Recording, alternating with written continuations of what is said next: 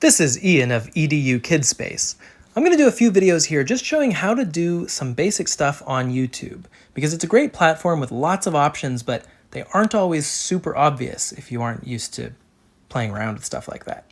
So we're going to find our YouTube app. Should come on your phone, but you can get it from the App Store or whatever pretty easily. It's basically the same on iPhone and Android. I am on an iPhone, but it shouldn't matter. So initially it's just going to bring up a list of suggested videos, and they're going to be suggested based on things that you've previously searched for or viewed if you let it. And in another video, I'll show how to change those privacy settings. But for now, let's search for something more specific. So there's a magnifying glass up at the top of the screen off to the right, and that is your search button. So let's type in something like science experiments. Oh, nope. Science. Not specific enough. Let's go back in there. Okay, science. Now, once you start typing something to search for, it'll pop up suggestions. So how about science experiments for kids? Just click on that. Now we've got something more specific. But I want to go back and look for something different. So I'm going to click on that again. The little arrow pointing to the left up at the top of the screen, that almost always means back. So I can click on that or just click right here. How about science? Let's go back. I'm going to use the voice search for this one. So microphone button on your keyboard right down here. That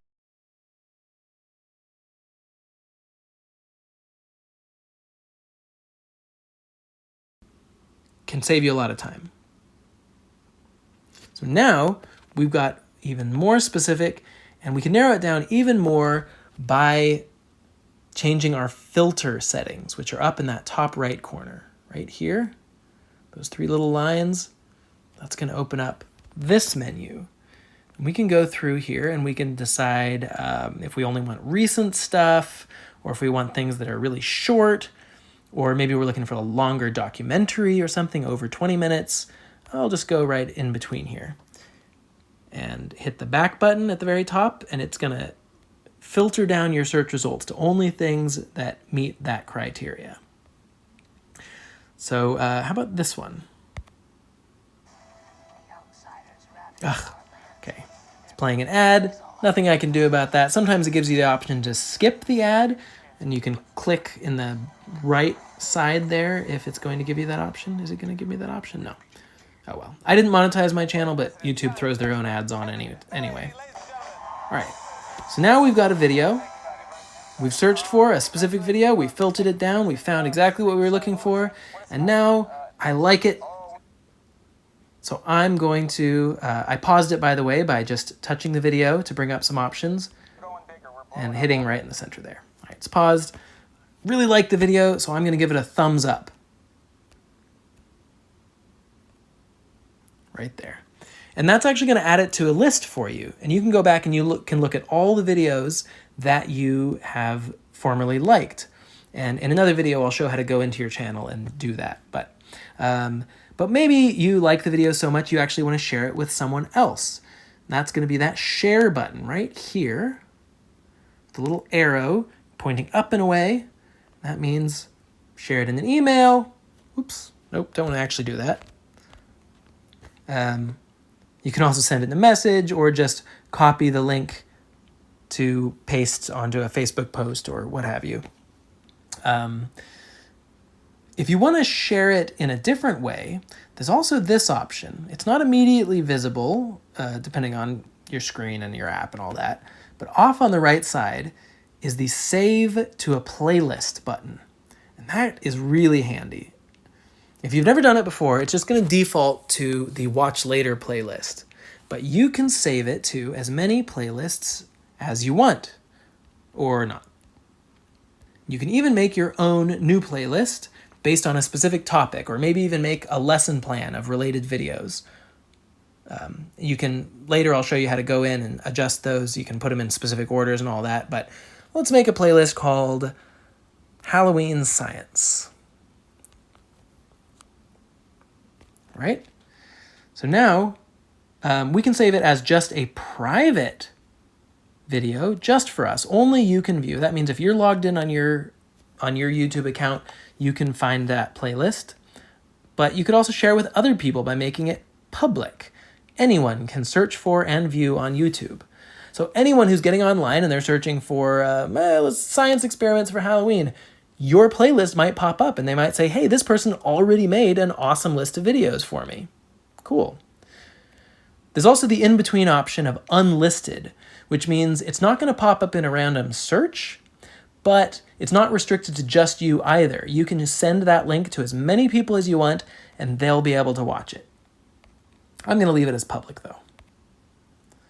All right, so, now it's not giving me the little check button over here, so I just want to make sure. Oh, no, there it goes. It was just slightly delayed. But now it's saved to Halloween Science. Maybe I'll also save it in my Science Experiments playlist. You can see some of my book playlists that I've made before. Mountain Storytime has all my book readings. Biology has biology-related book readings, etc. So I find playlists very, very handy. Now, once you are watching your video, a couple more things I want to show you. Just one is, let's say you missed something, or there's a long intro and you're bored by it. This red line on the left side is how much of the video you've watched already, and the white line off to the right is how much is left. If it pops something up like this, you can click on it or just get rid of it by hitting the X. Now, if you want to move around in the video, once I touch the video, it's going to give me this red dot here. All right, pause, there we go. That red dot is exactly where we are in the video. And I can grab that dot and hold my finger down and slide it forward in the video or backward in the video. And it even gives me a preview of where we are in the video. So we can find the part we're looking for. Let's see, how about the jack-o'-lantern? And watch from there. All right, here we go. X out of that little option again. Kevin, get out of there! Now I'm getting out. All right, no, all right. All right, but what if I'm having trouble understanding what they say, or I'm hard of hearing? Well, there's also a closed captions option, which is basically the same thing as subtitles. Closed captions just also includes notes about other audio happening in the background. But that's at the top there. It's a little rectangle that says CC. If I turn that on, then I can read what they're saying. Pretty handy. For some videos, there's going to be multiple language options for subtitles, which can be very handy. And I'll show you next time how to access that via the options menu in the top right corner, the three little dots here. But that is a story for another day.